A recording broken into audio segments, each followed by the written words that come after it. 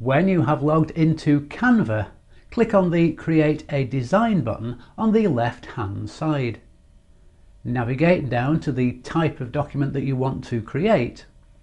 So here we have a heading of ads and the option to create a Facebook ad, wide skyscraper ad, large rectangle ad or leaderboard ad. For this example, let's choose a wide skyscraper ad.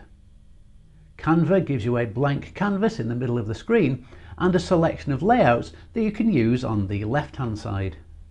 Click on the design that you want to use and this will appear on your canvas. To change it, just click on another design.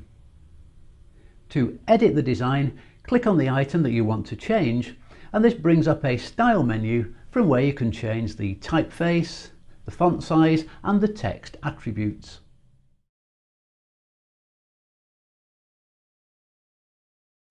Click inside any of the text boxes and start to add in your own content.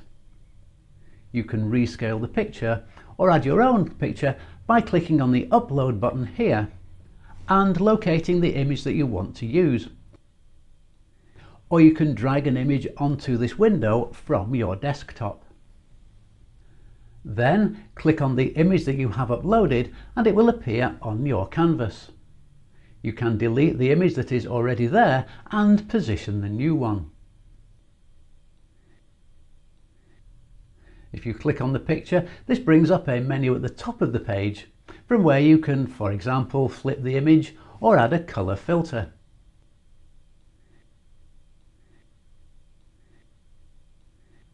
You can add additional elements like horizontal lines or shapes or other images from the Elements menu on the left-hand side.